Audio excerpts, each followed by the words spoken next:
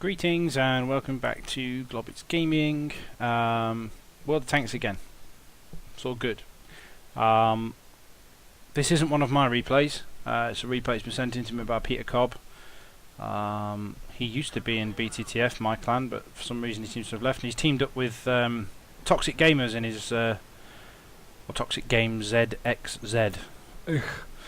In his Low or Lurve or Lion German premium tank. They're here on Pearl River. Basically this video, it's a reasonably impressive video.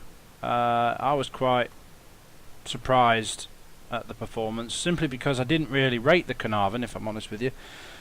However, it does really, from what I can gather from the British Heavy Line, because I haven't actually gone up the British Heavy Line, it marks a significant change in the British Heavy Line. You've basically finished the Churchills, the Black Prince, and now you're on to the seemingly more universal tank-like tanks, rather than being slow, long piece of junk. Some people like the Churchill and the Black Prince. Personally, I would rather stick a knife in my face than drive a Churchill, but that's just me, personally. But looking at this game, it's an impressive tank. Top gun on it is the 20-pounder Type B barrel. For those of you know anything about the British, it's the same gun as you get on, I believe, the Centurion 7.1 Tier 9 medium. You can also get it, the Type B barrel, on things like the AT-15, etc, etc. It hasn't got the alpha damage that most Tier 8 heavy guns have got. It's only doing average of about 230, 250 damage a shot, but it's the rate of fire. I mean, look at the reload time. You know, it's like 5 or 6 second reload for 230 damage, and the penetration with standard ammunition, as you'll see in this video, penetrates IS-3 turrets.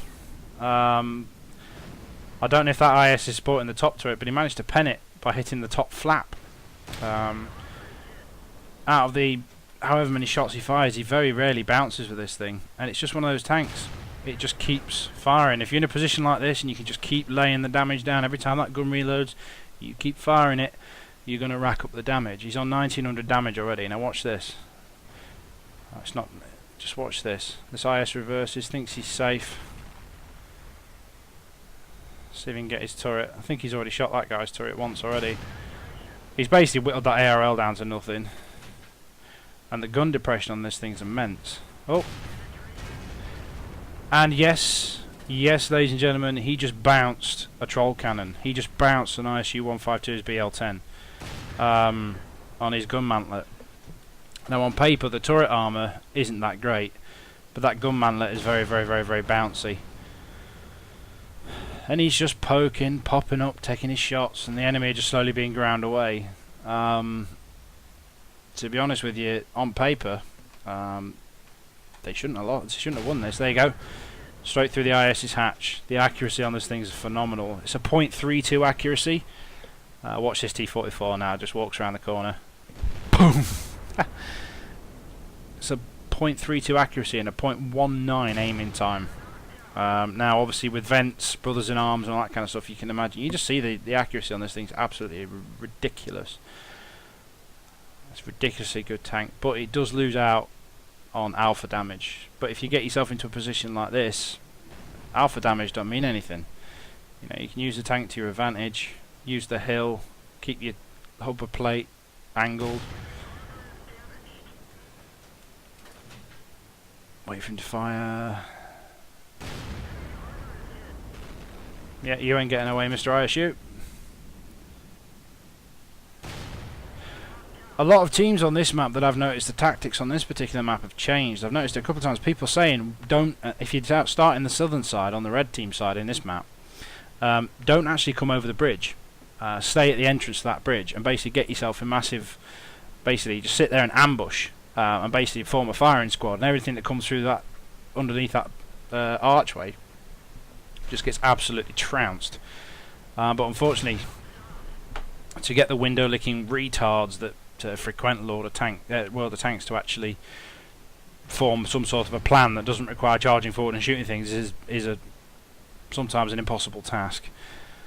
But I'll point out where it was that we did it. I mean, there was a game when I played in my M103 where there was a tier 10 game, and I didn't really want to go into that particular valley because it's just daft. Toxic shutting down Peter there. I didn't really want to go into the valley because obviously I'm going to get absolutely battered by Foch 155s, etc. So I suggested why not sit here, where these tanks are now, to wait until the enemy team, comes through under this archway. So you position yourself to the left, just over there in those bushes, and this side where this T28 is. And as soon as they come through that hole there, they just absolutely get smashed to bits. And it worked really well. I think we won 15-2 in a tier 10 game as well. Look at the aiming time.